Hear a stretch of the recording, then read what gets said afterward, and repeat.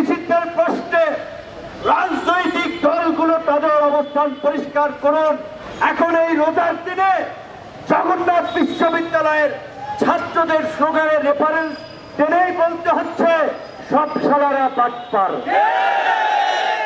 জগন্নাথ বিশ্ববিদ্যালয়ের ছাত্ররা তাদের ক্যাম্পাস সঠিকভাবে যেন নির্মাণ হয়, সেই কারণে ওই বাটপার প্রতারক বিভিন্ন গোষ্ঠীর কাছ থেকে কাজ সেনাবাহিনীর কাছে দেওয়ার জন্য যেন সুষ্ঠুভাবে সম্পন্ন হয়, তারা স্লোগান দিয়েছিল সব শালারা বাটপার, আর্মি হবে ঠিকাদার।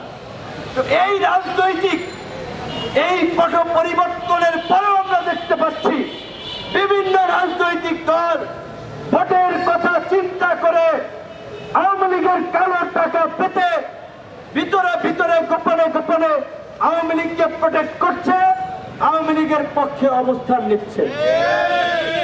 আজকে বিপ্লবের কাণ্ডারি বলে যে সমস্ত ছাত্র নেতারা পরিচিত, তাদের মন্ত্রণালয়ের সচিব থেকে বিভিন্ন দপ্তরেও এই ফাঁসিবাদের দোষর যারা 24 এমপি নির্বাচন করেছে তারাও দায়িত্ব পালন করছে।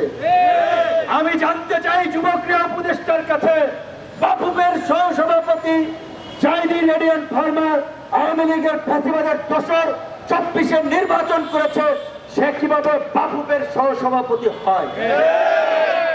এটা তো বিপ্লবের ঠিকাদার দাবি করা ছাত্র নেতাদের মন্ত্রণালয়। চার মন্ত্রণালয়ের সচিব নজরুল ইসলাম আওয়ামী লীগের নিয়মিত সুবিধাভোগী ছিল।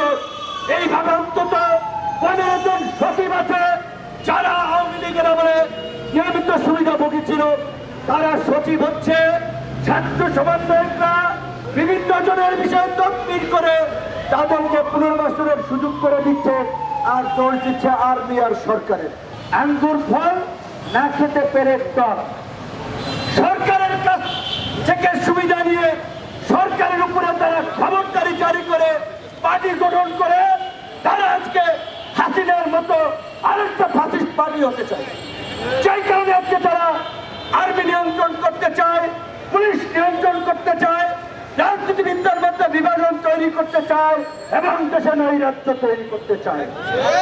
এবং তাদেরকে সহযোগিতা করছে কিছু তথাকথিত বুদ্ধিজীবী এবং তথাকথিত বিপ্লবী নামে কিছু হাঁটুকারী লোকজন।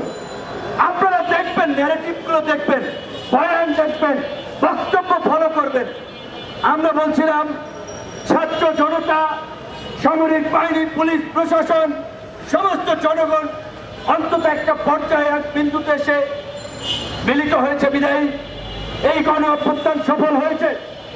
গণ অভ্যুত্থানে যে প্রক্রিয়ায় হোক, যেভাবেই হোক, সেনাবাহিনী জনগণের পাশে এসে দাঁড়িয়েছে এবং সেনাবাহিনীর এই গৌরব উজ্জ্বল ভূমিকা ৭১-এর মুক্তিযুদ্ধ থেকে ৯০-এর স্বৈরাচার বিরোধী আন্দোলনে যদি দেখেন, এই ২৪-এর গণ অভ্যুত্থান দেখেন, সবসময় তারা শেষ পর্যন্ত দেশের স্বাধীনতা সার্বভৌমত্ব রক্ষায় জনগণের পাশে ছিল।